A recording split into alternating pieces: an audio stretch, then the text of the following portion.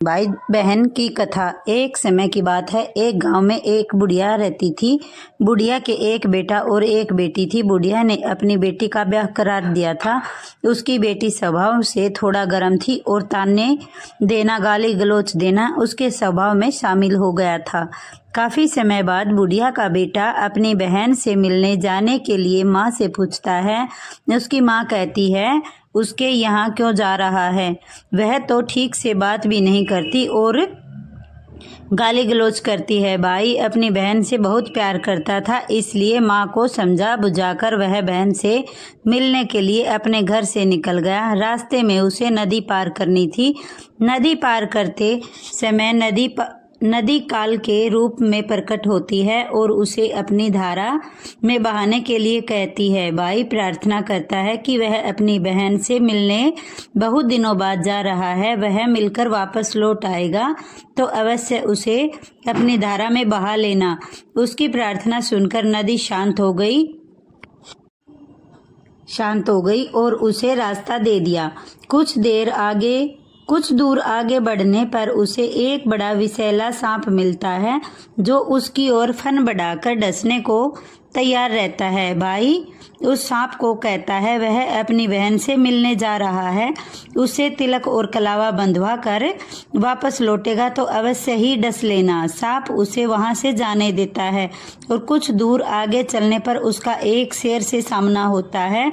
शेर कई दिनों से भूखा था, वह भोजन की तलाश में था। आदमी को देखकर उसकी तलाश पूरी होने वाली थी। वह अपनी भूख मिटाने के लिए उस पर झटपटा रहा था। भाई हाथ जोड़कर उसके सामने खड़ा हो गया और बोला कि वह अपनी बहन से मिलने के लिए जा रहा है, वापस लौटकर आते समय तुम मुझे खा लेना। शेर ने उसे जल्दी लौटकर आने के लिए कहा। 3 बाधाओं और काल से बचकर वह अपनी बहन के यहाँ जा पहुंचा। घर के बाहर से उसे अपनी बहन को आवाज लगाई। बहन घर के भीतर बैठी सूत बना रही थी। आवाज सुनकर सूत का धागा टूट गया। मान्यता के अनुसार धागा टूटने पर आवाज की प्रतिक्रिया नहीं दी जाती, इसलिए वह झटपट से धागे को जोड़ने लगी। भाई ने 3-4 आवाज लगाई किंतु बहन ने कोई जवाब नहीं दिया। उसे अपनी माँ की बात याद आ गई जो यहाँ आने के लिए मना कर रही थी, क्योंकि बहन का स्वभाव माँ भली भांति जानती थी। वह निराश होकर वापस लौटने लगा।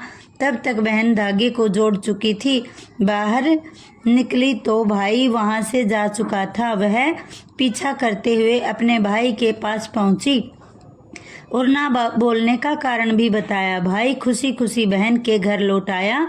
बहन ने अपने पड़ोसन से पूछा, कोई खास मेहमान घर आए जिसे हम बहुत प्रेम करते हैं तो उसके लिए कैसा खाना बनाना चाहिए।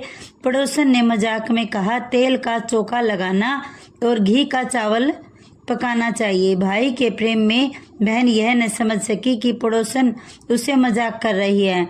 उसने ऐसा ही, किंतु इस विधि से काफी समय लगाया गया मगर चावल नहीं पक पाया। भाई की भूख बढ़ती जा रही थी क्योंकि वह काफी लंबा रास्ता तय करके आया था। जब उसने अपनी बहन से पूछा तो बहन ने खाना बनाने की विधि बताई। भाई जोर जोर से हंसने लगा और उसने पड़ोसन के मजाक को अपनी बहन को बताया। बहन दोबारा चूल्हा जलाकर झटपट खाना बनाती है और अपने भाई को भोजन कराती है। अपने भाई के स्वागत में तिलक लगाती है, हाथ में कलावा बांधती है और घी की बत्ती से उसकी आरती उतारती है। कुछ दिनों बहन के घर पर रहकर वह लौटने की जिद पकड़ लेता है। बहन उसे कुछ दिन और रहने के लिए कहती है, किंतु वहाँ उसकी बूढ़ी माँ गांव में इंतजार कर रही होगी। ऐसा कहते हुए वह बहन को विदा करने के लिए मना लेता है।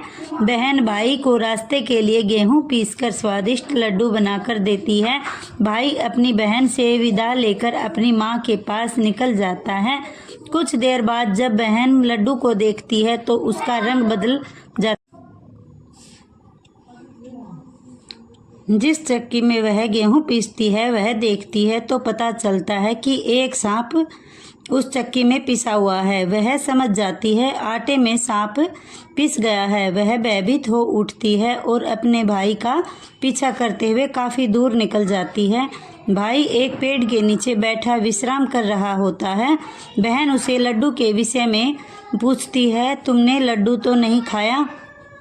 भाई ने कहा, नहीं, अभी लड्डू नहीं खाए। वह भगवान का धन्यवाद करती है। लड्डू की पोटली लेकर गड्ढा खोदकर उसने सभी लड्डू को भर देती है। बहन को ऐसा करता देख भाई पूछता है, क्या बात है?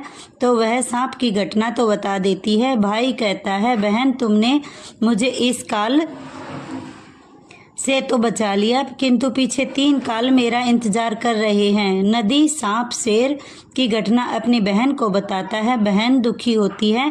कुछ समय बाद बहन को जब प्यास लगती है तो वह पास के तालाब पर पानी पीने जाती है। वहाँ एक बुढ़िया बैठी माला तैयार कर रही है।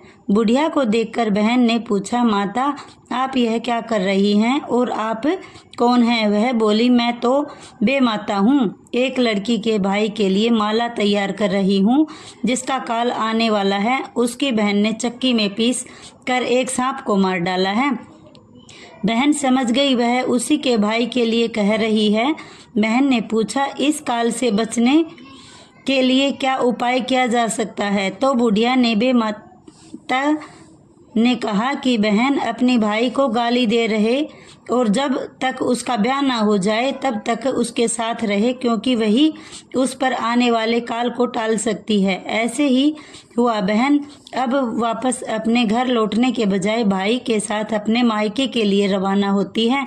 उसने रवाना होने से पहले खूब सारा मांस, दूध और एक ओढ़नी ले ली। आगे बढ़ते हुए उसने सबसे पहले शेर मिलता है। वादे के अनुसार वह शेर उसके भाई को खाने वाला था। बहन ने आगे बढ़कर उसे खूब सारा मांस खाने को देती है। शेर उस मांस को खाने में व्यस्त हो गया और वह दोनों भाई बहन आगे बढ़ गए।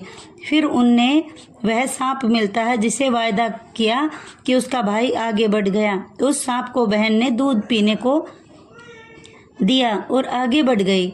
नदी पार करते समय बहन ने नदी को ओढ़नी ओढ़ाई, जिससे नदी प्रसन्न हुई और उसे सही सलामत पार कराने के लिए रास्ता दे दिया। इन सभी काल से बचते हुए भाई बहन अपने माँ के यहाँ पहुँच गए।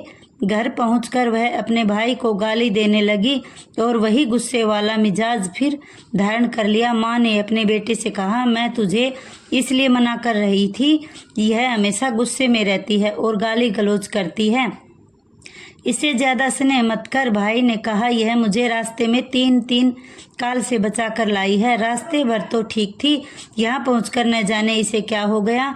कुछ दिन बाद भाई का रिश्ता आया। ब्याह की तारीख निश्चित हुई।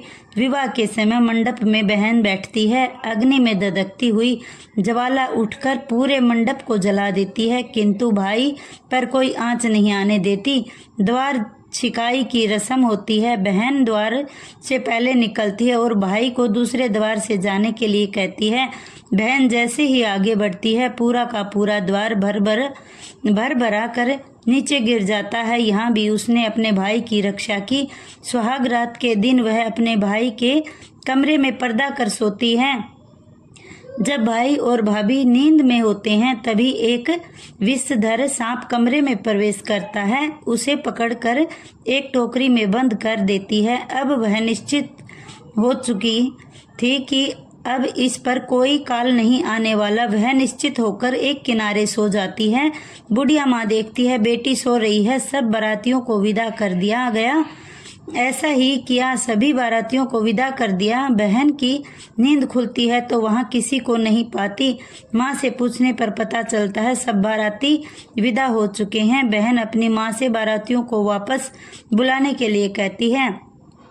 माँ सभी बारातियों को वापस बुला लाती है। बहन ने अपने स्वभाव और इस प्रकार के कार्यों के पीछे अपने उद्देश्य को सभी के सामने बताया। उसने यह भी बताया कि किस प्रकार मेरे भाई पर काल मंडरा रहा था।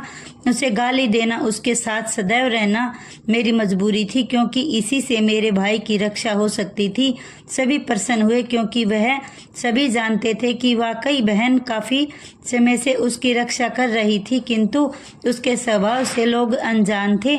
सभी लोगों ने मिलकर पहले पूरे सम्मान के साथ अपनी बहन को विदा किया, तभी पूरी बारात वहां से विदा हुई। इस घटना के बाद सभी बहनें अपने भाई को तिलक, कलावा और मंगल के सभी सामानों से अपने भाई की पूजा करती हैं और उसे दीर्घायु निरोगी होने की कामना करती हैं।